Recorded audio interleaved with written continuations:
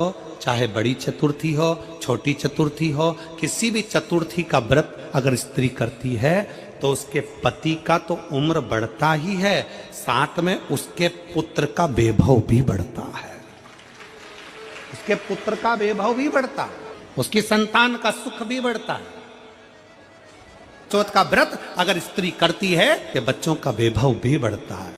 चतुर्थी का व्रत करने वाली जो माताएं होती हैं, जो चतुर्थी का व्रत करती हैं, आज भी चतुर्थी मान्य हो रही होगी, तो चतुर्थी का जो व्रत करने वाली होती हैं, जो चतुर्थी का पूजन करने वाली होती हैं, उनके भीतर का एक भाव होता है कि जैसे ही शाम का समय आए चंद्रदेव का पूजन करें, चंद्र जब प्रकट हो जाए, कलश भर लिया, उसके नीचे आखा दाना रख दिया, चावल गेहूं जो भी आप रखते हो पूजन के लिए, ऊपर पात्र आदि रख दिया जलाशय, फिर अपन ने घी का दिया लगाकर पूजन भी कर ली। तो जो चतुर्थी का पूजन करने वाली होती हैं, जो चतुर्थी का नियम व्रत धारण करने वाली होती हैं, बड़ी बड़ी चतुर्थियां करती हैं या उसका नियम धारण करती हैं, तो चतुर्थी का जो पूजन करती हैं वो किस चीज के लिए होता है? केवल संतान, पुत्र, परिवार, हमारा कुटुंब, हम जिस कुल में हैं, हमारा कुल वैभव की ओर बढ़े, संपदा की ओर बढ़े और उसकी आयु बढ़े, वैभव बढ़े। बहुत ध्यान दीजिएगा महाराज, चतुर्थी की पूजन में जो आप आखा दाना रखते हो, गेहूं वगैरह कुछ भी जो भी रखते हो, उसकी बड़ी महत्वता होती है महाराज। यहां तक कहा गया है, चतुर्थी की कथा तो आप लोग पढ़ते होंगे, जो लोग पढ़ते हैं उनको मालूम होगा, चतुर्थी की कथा में लिखा है,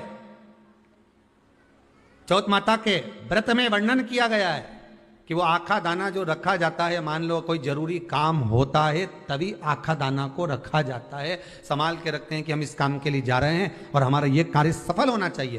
तो जिसने चतुर्थी का व्रत करा है, जिसने चंद्रदेव का पूजन करा, चतुर्थी का व्रत करा, वो गणेश जी से विनती करके वहां से 2-4 आखा दाना उठा ले, और जो व्यक्ति का काम अटक रहा है अपने ही घर का, पर दूसरे कुल को नहीं देना, अपने ही कुल के अंतर्गत जो काम अटक रहा है उसकी जेब में, उसके पल्लू में उस चीज को रख दिया जाए। तो चतुर्थी जो अगली आती है, जैसे आप महीने की करते हो तो महीने की, और आप जैसे करते हो कि 4 अलग बड़ी बड़ी चतुर्थी करते हो तो उसके अनुसार आपका कार्य सिद्ध होता ही है। उस आखे दाने का इतना महत्व होता है क्योंकि चतुर्थी का व्रत करने वाली माता जब व्रत करती है तो स्वयं चतुर्थी की कथा में लिखा हुआ है कि पार्वती जी गणेश जी से चतुर्थी की कथा बचवाती।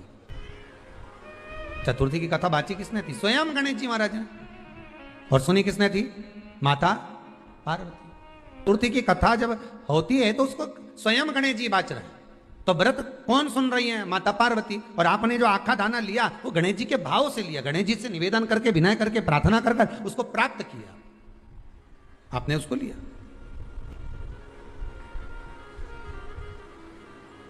फल प्रदान कर देता है, कार्य की सिद्धता देता है। जिसकी फैक्ट्री नहीं चल रही हो,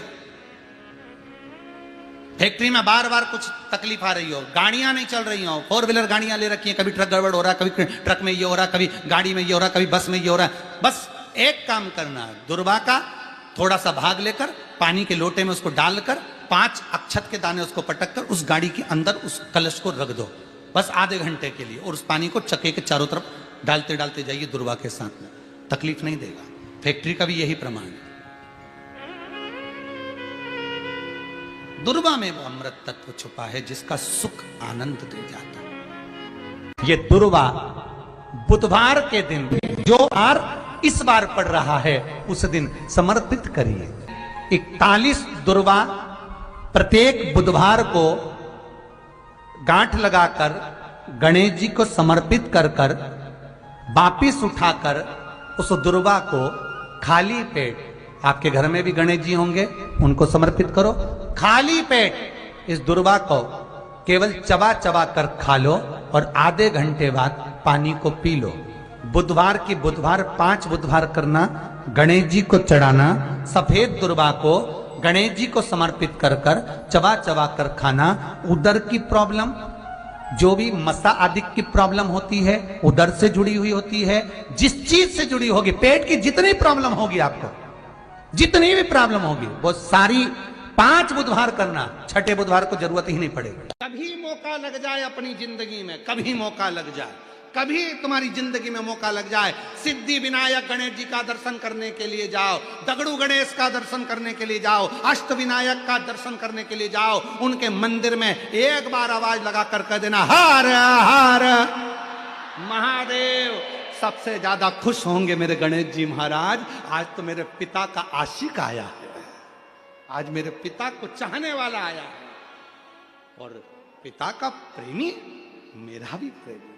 कभी हरि विट्ठल का दर्शन करने के लिए पंढरपुर में जाओ, क्योंकि भारत की भूमि पर केवल एक भगवान नारायण का मंदिर ऐसा है, पूरी भारत की भूमि में क्या पूरे विश्व में केवल भगवान पांडुरंगा हरि विट्ठल का मंदिर ऐसा है जिसमें भगवान विष्णु के सिर पर शंकर का शिवलिंग है। वो पूरी दुनिया में एक हरि विट्ठल में, केवल पांडुरंगा हरि विट्ठल। इसलिए पंढरपुर में दर्शन करने जाओ, विट्ठल विट्ठल विट्ठल विट्ठल विट्ठल विट्ठल के साथ में एक आवाज और होना चाहिए, हर हर महादेव। तो हरि विट्ठल प्रसन्न हो जाते हैं। मेरे मस्तक पर जो शिव बैठे हैं उसको देखकर आवाज लगा रहा है, हरि विट्ठल। यदि भगवान गणेश जी की पूजन और भगवान शंकर की पूजन दोनों जब शमी पत्र से करी जाती है तो शरीर में कैसा भी रोग भरा पड़ा हो, डॉक्टर ने कह दिया कि यह बहुत बेकार रोग है और यह रोग इसका पीछा नहीं छोड़ेगा।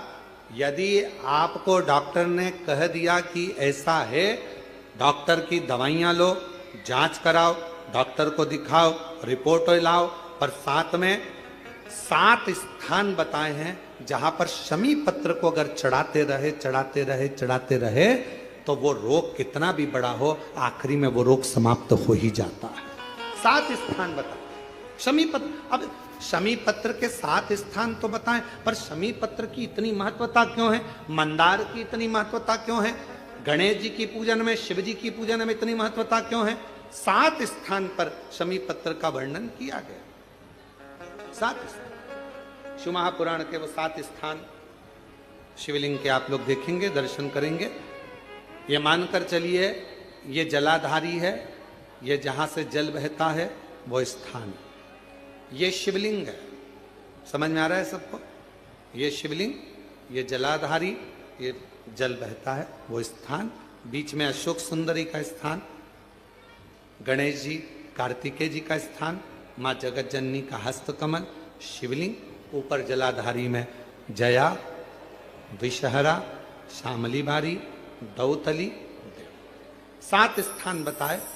पहला स्थान अशोक सुंदरी का स्थान, द्वितीय स्थान भगवान श्री गणेश जी महाराज का स्थान, जहां गणेश जी का स्थान है सीधे भाग में उस।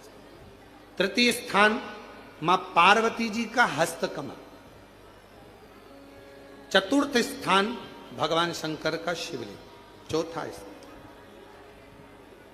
5वां स्थान नंदी का उठा हुआ चरण, जो नंदी का पांव उठा हुआ रहता है एक आगे वाला, 5वां स्थान। और 2 शमी पत्र भगवान शंकर के सम्मुख में से अपनी कामना कर कर 3 बार पंचाक्षर मंत्र का या श्री शिवाय नमस्तुभ्यम का स्मरण कर कर वो शमी पत्र भगवान शंकर के शिवलिंग पर फिर समर्पित कर दिया जाए। अगर ये 7